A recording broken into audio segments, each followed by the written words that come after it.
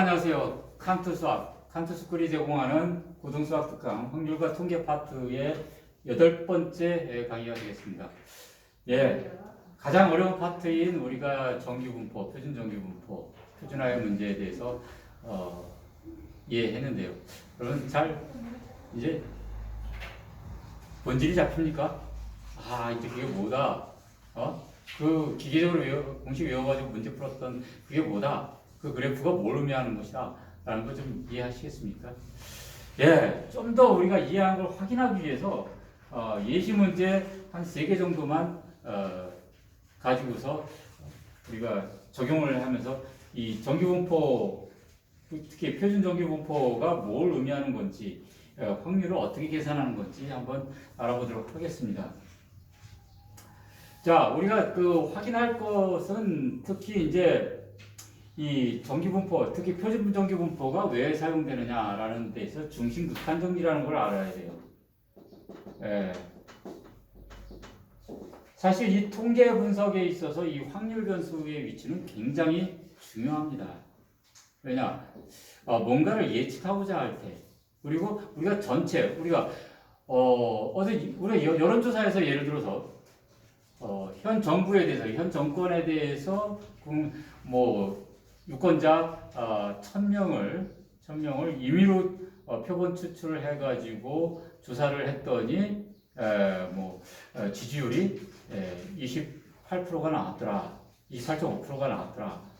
그러면은 과연 국민 유권자 전체, 예를 들어서 유권자 전체를 3,500만이라고 나왔을 때 3,500만 명 전체에 있어서의 현 정권에 대한 지지율이 과연 28.5% 우리가 표본에서 뽑은 거와 같이 나올 수 있을까요? 참 그게 문제죠. 예? 그런데 이제 우리가 뉴스에서 그런 여론조사를 의뢰해서 했더니 지지율이 얼마 나왔고 신뢰도 95%의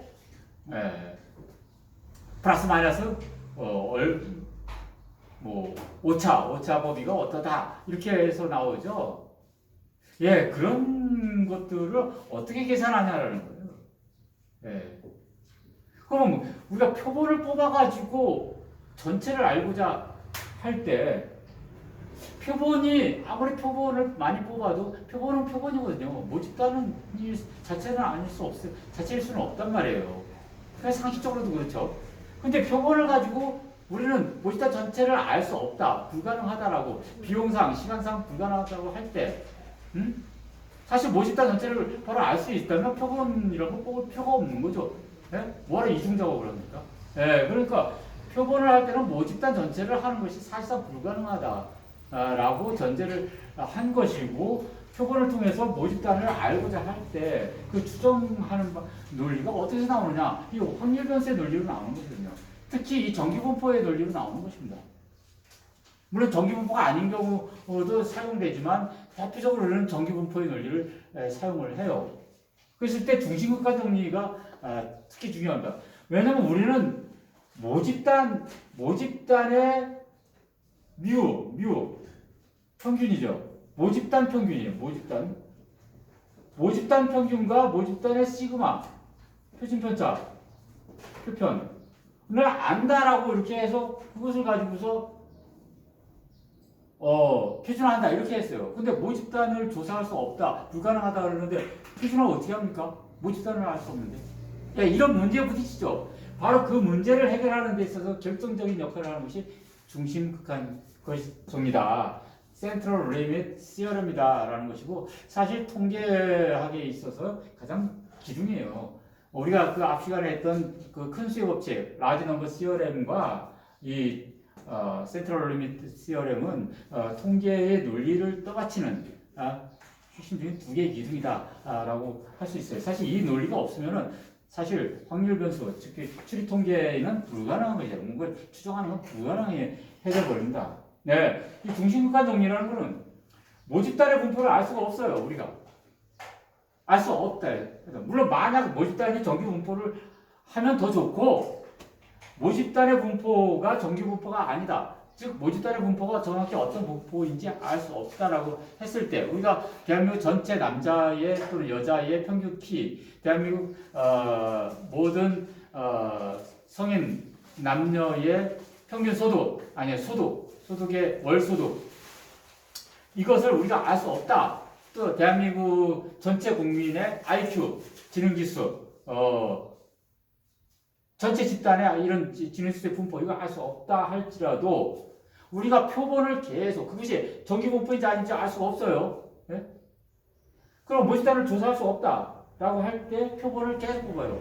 오늘도 10명 뽑고 내일도 10명 아니면 뭐 100명씩 뽑아요. 100명씩 뽑아서 또 평균값 나와요. IQ, 뭐 소득, 키, 평균값 계속 나와요. 오늘도 평균 뽑고 내일도 평균 뽑고 오늘도 내일도 이렇게 또 뽑고 계속 뽑아요.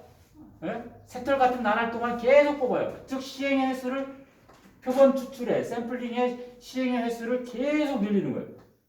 계속 늘리면 그의 표본의 평균들이 분포할 것이다 이거.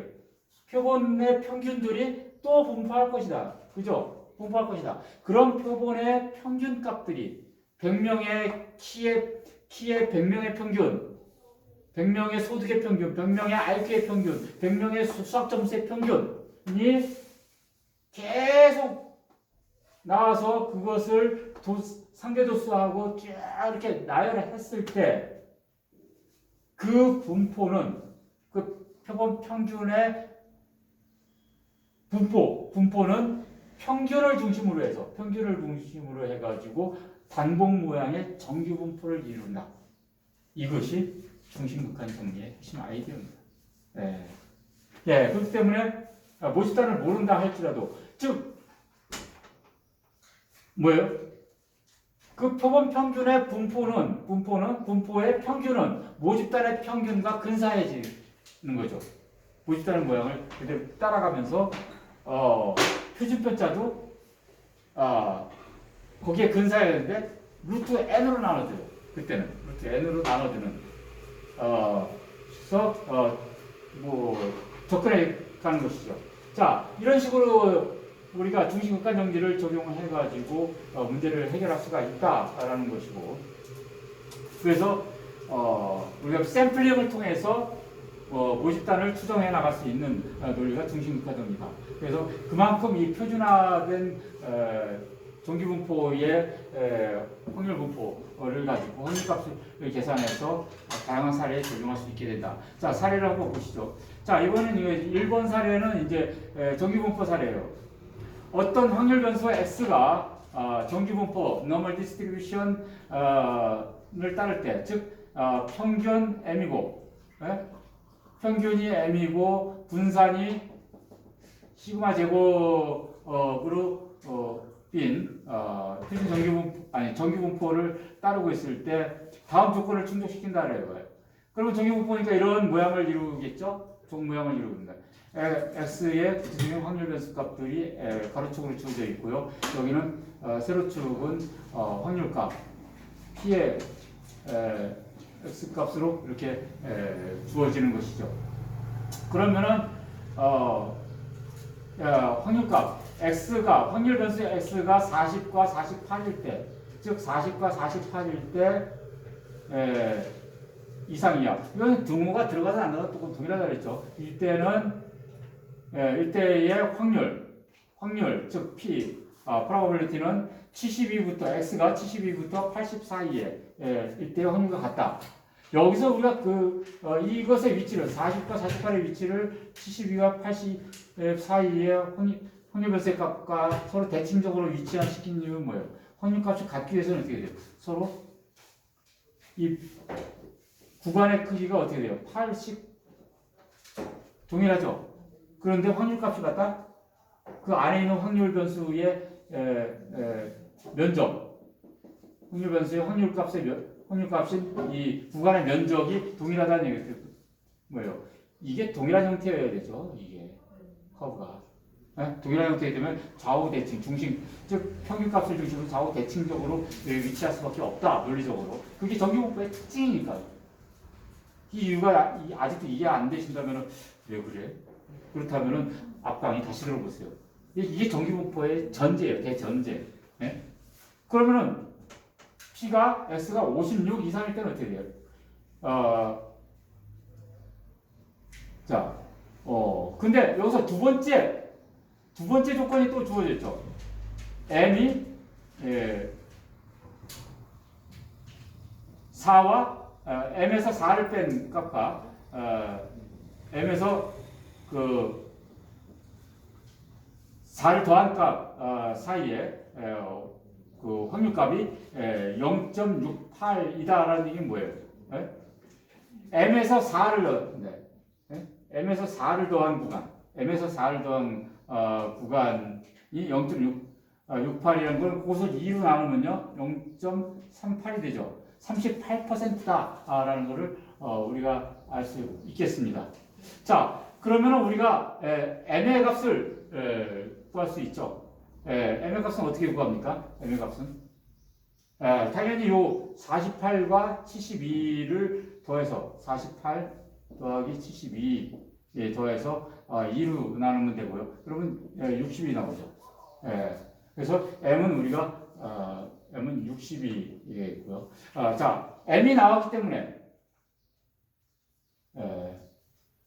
M이 나왔기 때문에 56까지의 구간, 56 이상의 구간은 56은 M보다 더 작죠. 여기가 56이죠. 56.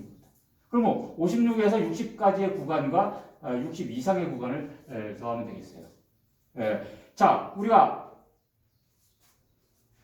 정규분포이든 표준정규분포이든 간에 정규분포에 있어서의 전체 확률은 어떻게 돼요? 전체 면적은 1이고 그러면 좌우 대칭형이고 2분의 1씩 나눠져 있기 때문에 이 오른쪽이건 왼쪽이건 절반의 면적은 어떻게 돼요? 0.5죠.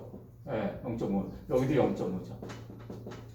그렇기 때문에 여기가 전체 0.5예요. 그러니까 60 이상인 부분은 0.5.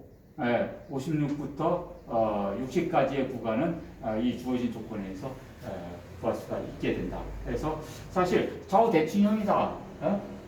구간별 면적이 또 주어져 있다라는 것에 의해서 정규분포의 성격에 의해서 이 답을 구할 수가 있겠습니다. 나머지 계산 방법은 산수 수준이니까 여러분께서 직접 해보시기 바랍니다. 문제를 좀 다시 한번 확인해 보시면요. 2번 문제 들어가겠습니다.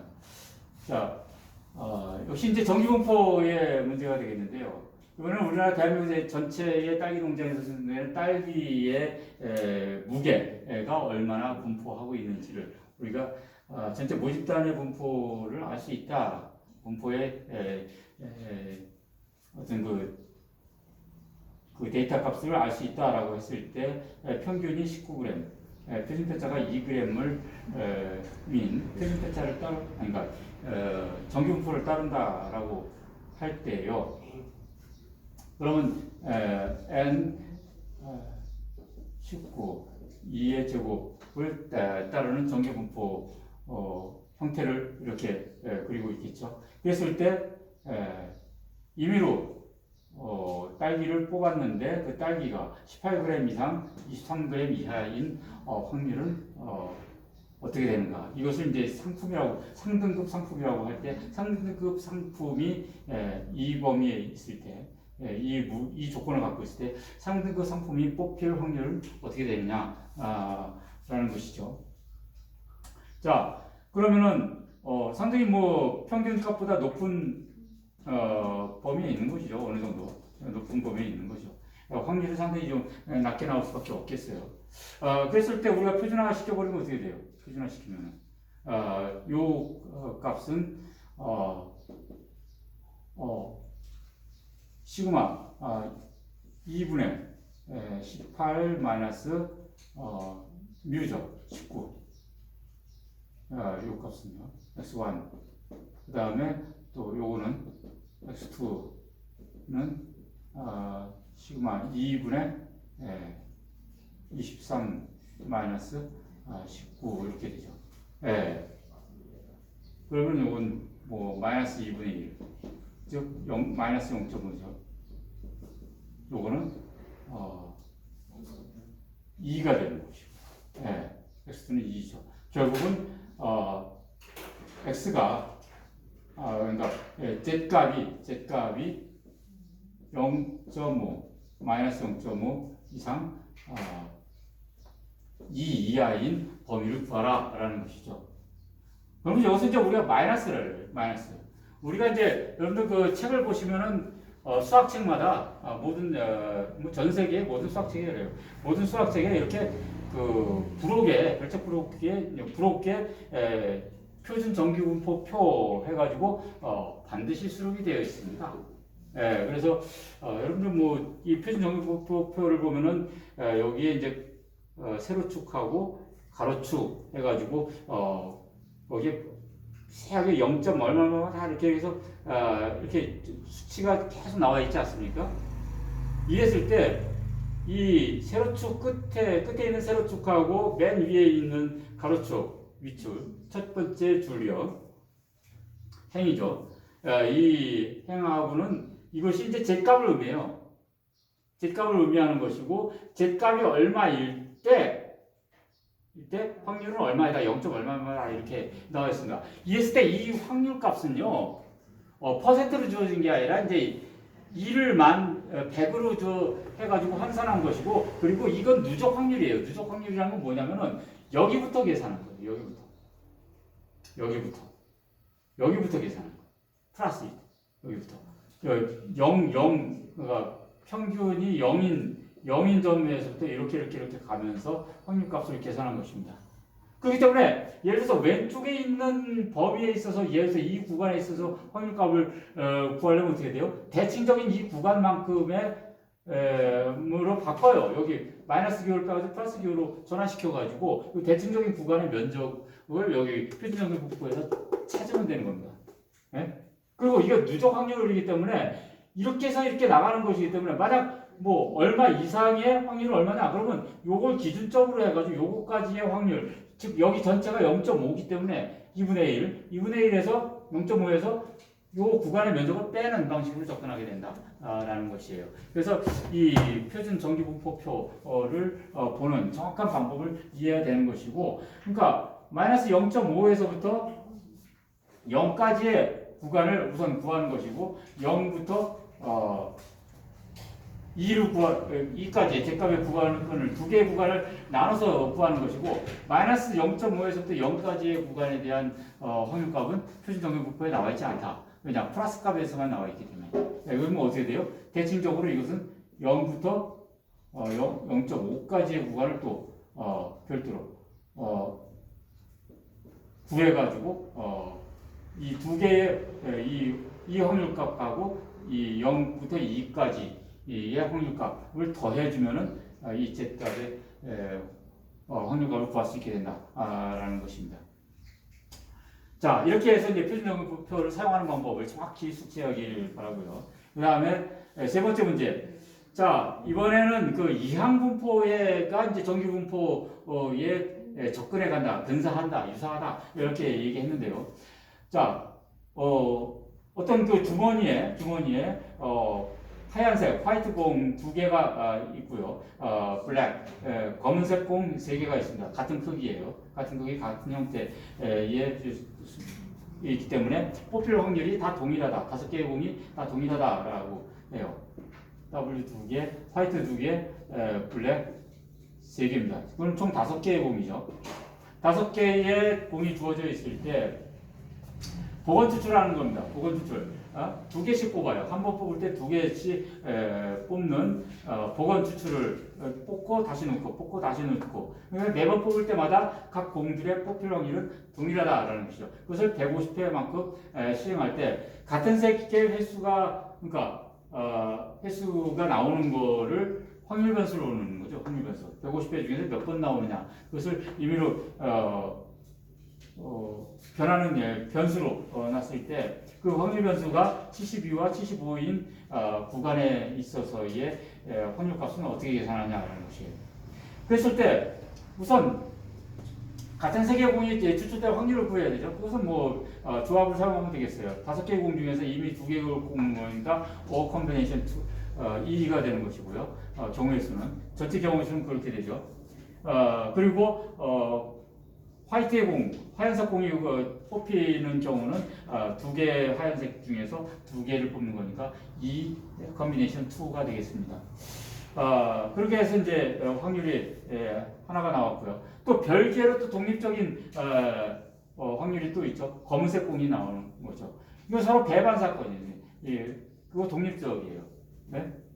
그렇기 때문에 더하기로 더 센 법칙으로 적용되는 것이죠.